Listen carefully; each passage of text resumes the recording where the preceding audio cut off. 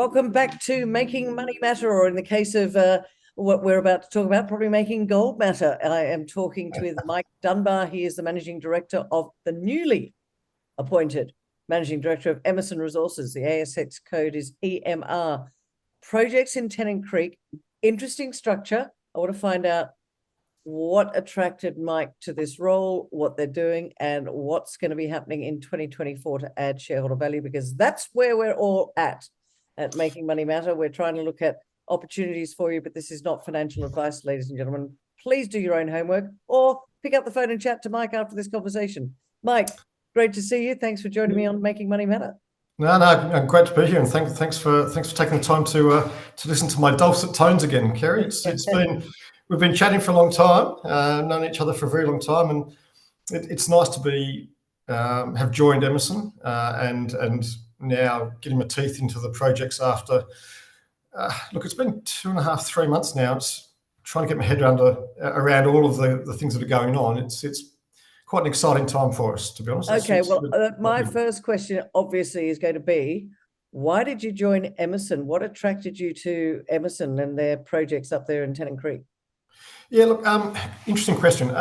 Where I was at Mamba Exploration, which I formed with the other directors of Mamba about 3 years ago now. Look, it was a really good project, really good company. However, the projects weren't as advanced as the Emmerson projects, and so my skill sets and my what I really enjoy doing is getting my teeth into these slightly more advanced projects. And Emmerson's projects really are far more advanced than what I was dealing with previously. So it was an opportunity to come and join a really good team. So for those who aren't aware of Emmerson, it was formed back in 2007, and Andrew McElwain, my chairman, and Rob Bills were part of the first team at Emmerson. And Rob and Andrew have been there ever since. So Rob was the managing director for almost 15, 16 years. Wow. And stepped back about 4 months ago now. And I joined about 3 months ago. So what attracted me to Emmerson? Firstly, the ground, and actually probably before that, the team. So Andrew and Rob have really built a great foundation for me to then work on and build on. Rob is still on the board and still involved. Okay. So that for me was really important as well, because for a company to lose 15 plus years of experience on your projects and on your ground would be a real loss. But why did he step back now? Why did Rob? Because I've always known Emmerson as Rob's baby. Yeah. Sorry to be blunt, but why has he brought you in? Now look, after 15 years, it was time for a change for Rob. He'd done a great job at it, in my opinion, a great job at Emmerson, bringing in joint venture partners to help fund and explore the Tennant Creek mineral field. But after 15 years, it was time for change for Rob. So he's joined a private equity firm. Okay. And working with them on their own projects. But it was a time for a change. But fortunately for us, and fortunately for Emmerson, he's agreed to stay on the board to allow me largely to keep his technical expertise and knowledge inside the tent, so to speak, to help progress the project. So great opportunity for me, having that support and having a really solid board, but also a really good technical team, which Rob has put together. And so why did I join? Largely because of the team, and knowing the foundation that Rob and Andrew have built, and allowing me to then get my teeth into the project and drive it forward. Okay, let's talk about the projects, because you've got a market cap of about 30 mil. You are funded. I acknowledge that. There's a lot of projects out there. Why is Tennant Creek a potentially good opportunity for sure?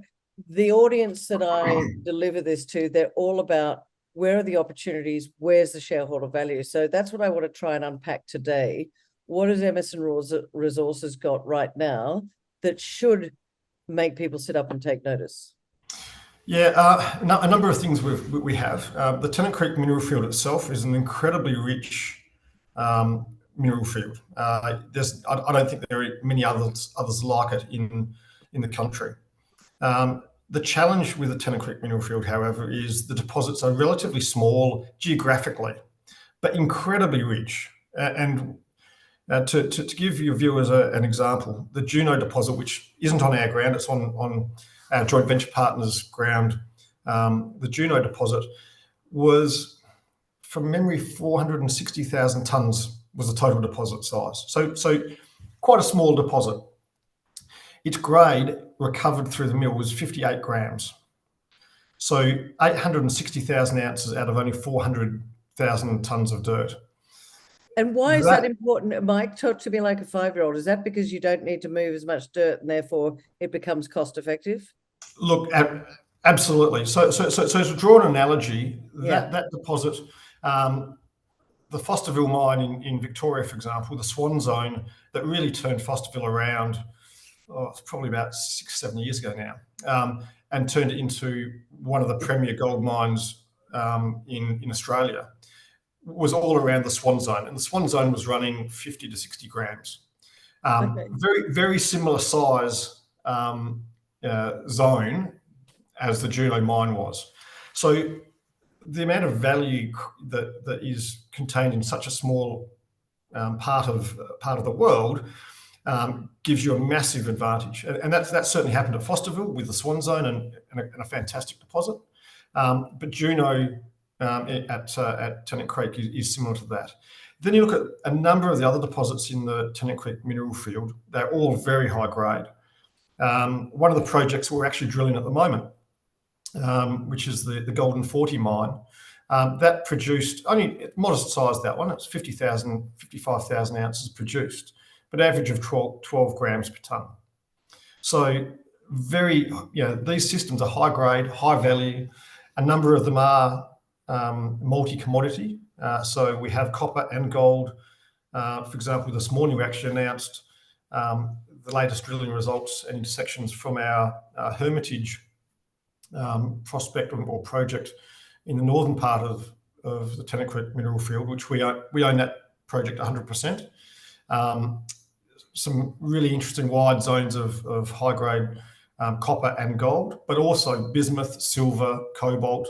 So it's a really, really interesting mix. And that's what the Tennant Creek mineral field is known for. So if it's known for that, and you've got these high grades, and I'm not a geologist and I'm not technical, I just like to figure out, where does the value come from? How much longer do you keep exploring? I want to look into this joint venture as well, but from an Emmerson shareholder point of view, can you bring one of these small deposits into production quickly to give yourself cash flow? Or are you, no, Kerry, we're still in exploration stage? And to that, I would say, you've been going since 2007. How much longer? Yeah, look, that's a really good question. We've got a joint venture partner in Tennant Creek, Tennant Consolidated Mining, TCMG. They're a private group funded by a number of private equity group participants. We've got a joint venture with them. They are earning into our projects by spending $10.5 million of exploration on the ground, in the ground. We are managing that on their behalf. But as part of that joint venture, they are also progressing their own projects, which our tenement package surround theirs. And I'm cautious to say this because a number of people have, Rob has mentioned this before, and it's challenging for us. However, our joint venture partner has bought a mill. They have got it. It's currently sitting over in Cloncurry in Queensland. They've completed a feasibility study to relocate that mill to Tennant Creek. Oh. And start producing gold and from some of the other projects, potentially copper again in the future as well. So they're bringing the mill in. The challenge for us, and why I'm a bit hesitant to mention the mill, is we're not in control of that. Our joint venture partner is. Yep. And so we have to march to the beat of their drum, unfortunately, rather than beating the drum ourselves. But what that has allowed us to do is really leverage off their desire to come and build a mill in Tennant Creek, start processing their ore. But the joint venture and how the joint venture is structured, they spend $10.5 million earning in. That gets them 75% of our ground, 75% of our the package. However, we, on any small mine and a small mine is defined by less than 250,000 ounces of production, we get a 6% royalty from gold mined and processed through their mill. We get a 6% royalty. Now that royalty is incredibly valuable, and that provides a really good opportunity for Emmerson in the future to have a cash flow coming in without the risk of having to build the mill ourselves, and having our joint venture partner operating, and we can concentrate on what I think we are good at, which is the exploration phase. Okay, so you're more the exploration phase, but you've got this joint venture partner, and they're going to bring a mill in. They're going to be doing the sort of the hard work, and you get a 6% royalty. And but how, without sounding rude, how long's a piece of string? And I know that you said you're marching to the beat of their drum. How difficult is it for this to be moved and to get into operation, this mill? Yeah, they've completed the feasibility study, and again, it's a challenge for us because we can't control them, and they are a private equity group and a private company, right. So they don't have to report or move to the pace of ASX companies or report to the same degree of confidence that we need to report to as an ASX company. So that makes it challenging for us, and a number of shareholders have expressed frustration that the mill isn't there yet, and I share their frustrations.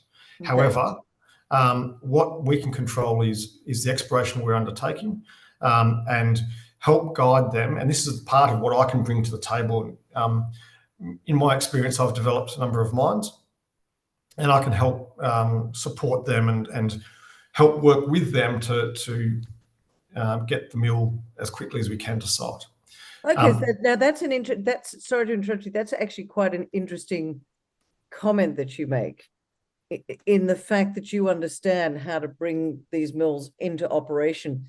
Are you going to be very closely, like, have you already started closely working with them? Have you got a good relationship with them? Are they pleased with the change within Emmerson with you coming on board? Look, I'm a bit reluctant to speak on their behalf. I think they're pleased that somebody with more development experience has come on board. Okay. But that's not to be disparaging to Rob in any way, shape or form. Rob's done a fantastic job. Rob's done a fantastic job, and hats off to Rob for bringing. Yeah, we still love you, Rob. It's all good. I've known Rob for a long time, and I'm sure he'll watch this. And Rob's awesome. But as much as we care about Rob and all that sort of stuff, at the end of the day, I'm looking out for, your shareholders, your investors, our audience out there that are saying, okay, what's next for Emmerson now that Mike's on board? How can we gallop a bit faster? Yeah, look, and that's certainly my intention. Okay.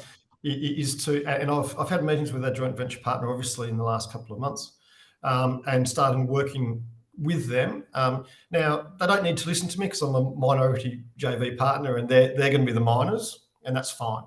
But they are progressing, and on a number of fronts, a number of opportunities that I saw when I first started working here, some opportunities that I saw, and they're working through some of those opportunities now, which hopefully will lead to progressing faster than they had been.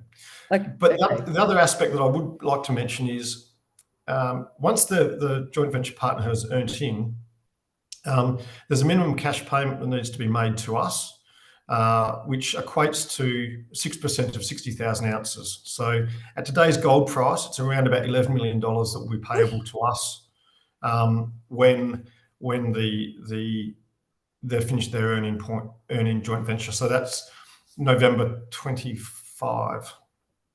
But there's an $11 million cash payment coming in and royalties as well when they mine our ore. So it's multifaceted, I suppose, is the best way of putting it. We're well funded now, but we've also got the royalty from our ground and minimum cash payments come in as well. So gives us a really strong foundation to work from. Okay, well, we're running out of time. I just want to ask you a quick question before we do the wrap up.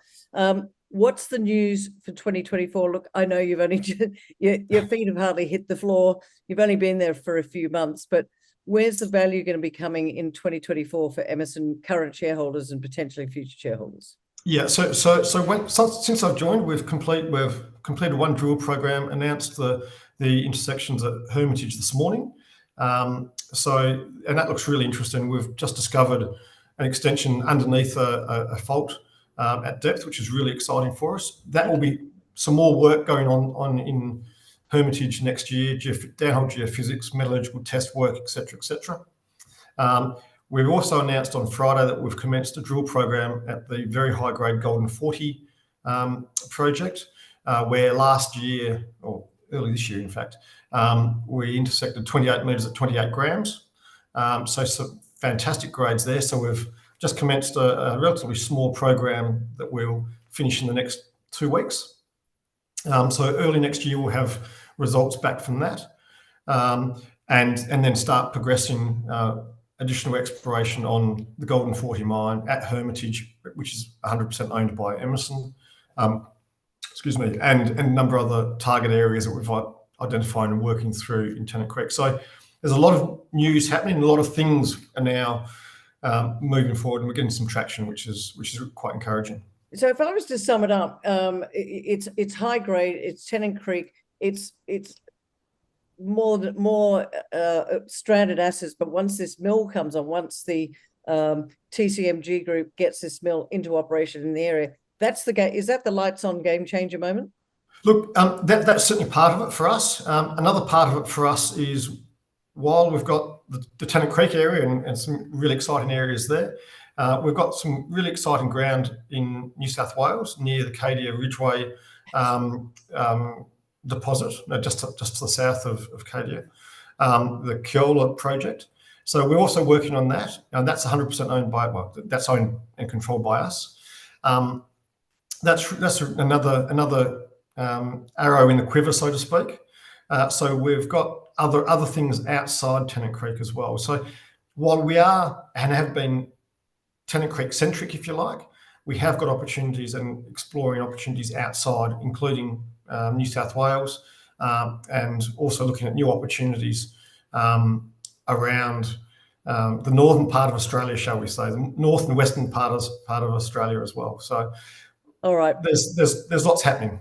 Okay, and there is so much happening. You know what, Mike? I'm going to get you back again another time, and let's focus solely on New South Wales and that project, because I think that's something that potentially a lot of people are not aware of, and I think that's a whole new conversation. It is, and that's part of the reason I didn't bring it up so much today.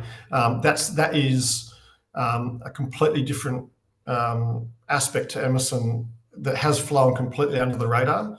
That's what I'm thinking. From a technical perspective, and I have been a technical nut, as you know. Look, from a technical perspective, that project, in particular Keola, looks really, really interesting. So how we move forward with that is going to be quite a bit of a challenge, because deep porphyry exploration isn't for the faint-hearted. But No.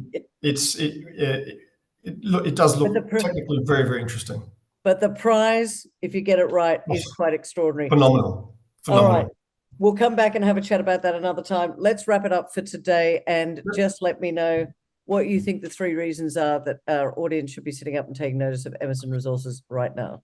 Yeah, look, Tennant Creek and our projects in and around Tennant Creek, we have 12 of the 18 largest and highest grade deposits in the Tennant Creek mineral field on our tenure. Now that's a fantastic position to be in. These high grade deposits that the Tennant Creek mineral field is renowned for are just fantastic deposits, and we have 12 of the 18 largest on our ground. That gives us a huge advantage over everyone else in the region. That's not to say there are others haven't made good discoveries and haven't got opportunities, but when we've got 12 of the 18, that's a good start, good starting point. The second point is we've got a really quite a different and unique strategy in terms of moving the company forward. In that we're going to continue exploration on Tennant Creek, on our New South Wales ground, also on new project opportunities that I'm evaluating. But on top of that, we have this royalty stream that will come on once the joint venture partner TCMG have earned their interest. So we have got a royalty stream and a royalty arm, if you like, to our business. So that's quite unique and gives us a different perspective of how we move forward as a company, which is quite exciting. And the third point I'd mention is we are very well funded. So we have around about $5 million in the bank of our own, and our joint venture partners are about halfway through the $10.5 million earning. I think there's $4.5 million still to spend. So we've got around about $9.5 million of funds for exploration available to us. So that's a fantastic position to be in. So we don't need to come back to the market anytime soon. Okay. It allows us to really concentrate on what we're doing and use those funds as best we can to advance the company and get that price to where it should be, which is sure as hell not 6 cents. It should be substantially higher. But again, this isn't financial advice. I'm just giving you the information. Go do your own research, as I said right at the beginning, or pick up the phone and have a chat with Mike Dunbar. Congratulations on the new role. It's been great chatting to you today. As I said, we'll bring you back and talk about New South Wales at a later time. But if you like this information, ladies and gentlemen, hit the subscribe, the like button, share it with others. But for now, Mike Dunbar, the newly appointed Managing Director of Emmerson Resources, ASX code is EMR. Check him out, ladies and gentlemen. Bye for now.